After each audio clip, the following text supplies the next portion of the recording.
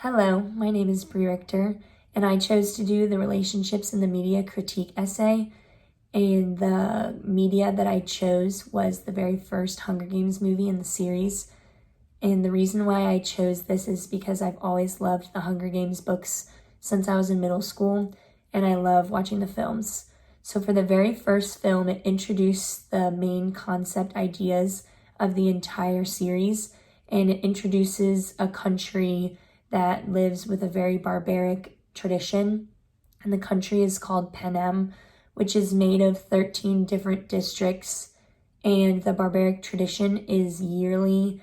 They choose one boy and one girl from each district, and they compete in an arena to the death, and there's only one survivor.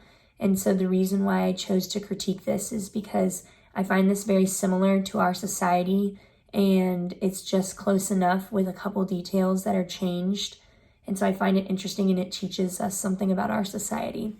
So the first thing I decided to critique were the relationships between the main character and her family. The main character's name is Katniss Everdeen, and she has a little sister named Primrose, and her mother and father live in District 12 with her and her family. When she was very young, her father died in a mining accident, leaving her mother and her sister to defend for themselves in this really cruel country. And this really bothered her mother, having to take care of these two children. So the very first relationship I decided to critique was her and her mother. So her and her mother have a very strained relationship from the very beginning. At the introduction of the film, you see that there is conflict there, and there's a lot of negative nonverbal communication that takes place when she's getting ready for the reaping day, which is when they choose the tributes that will go to the Capitol to participate in the Hunger Games. And when she is seen getting ready, her mom is helping her get ready and picked out an outfit and everything. And you sense a lot of tension amongst them, and it just shows their dynamic as strained.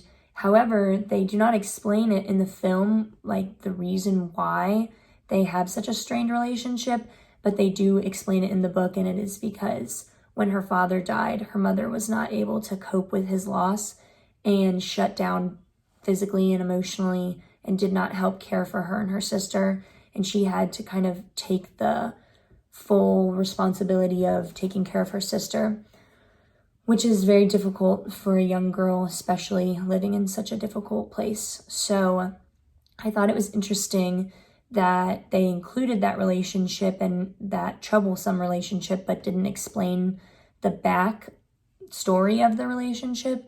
And so an audience member such as myself, without having to read or without having read the books before, if I hadn't read the books before, I would be very confused as to why their relationship was so strained. Even though I was reading into the nonverbal communications, I could see that their relationship was not developed. And so it's very confusing for an audience member to watch that relationship unfold without an explanation as to why. And the next relationship I chose to critique was Katniss and her sister Prim. Since I previously stated that Katniss had lost her father and her mother was unable to take care of them, Katniss was able to take care of her sister, but it was very stressful.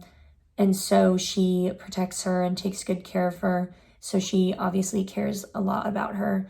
And so I decided to touch upon that relationship since it was such a strong relationship to build upon for the film. In the reaping ceremony, her little sister Prim is chosen as a tribute, which is obviously basically a death sentence in that society because the games are so harsh and her sister was so young and gentle. So Katniss decides to sacrifice herself to save her sister, and I thought that was interesting that they chose that as a thematic element in the story because it's a huge sacrifice, but clearly she loved her sister that much that she would sacrifice herself for her. And the next relationship I chose to critique was that of Katniss and Peeta. And Peeta is the boy tribute that is chosen to participate in the games. And I found it really interesting that they explained the backstory in the film as to why it was fascinating that Peeta was chosen because Peeta has saved Katniss's life in the past and saved her from starvation. So all of these relationships, even though they were not fully explained in the film and better explained in the book, I feel like there were lots of improvements that could have been made in the film as to like explaining why these relationships happened and what's important about them, especially because the very final relationship I chose to critique was that of the districts or the people of the districts and their government, which is the capital. There is a very strained relationship there, rightly so, because the capital demands that they sacrifice their children for them, and there's clearly going to be rebellion there. And so that is a main concept of the film, is rebellion against the government. And even though any audience member would see that's why they're rebelling, the very beginning of the film doesn't do a very good job of explaining how strict their government is and how important it is that they are serving their government, basically, and wanting independence and wanting safety and freedom and abolishment of the games.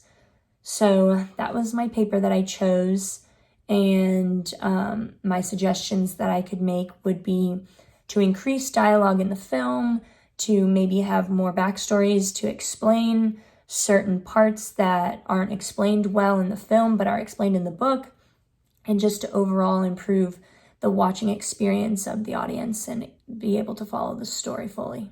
Thank you.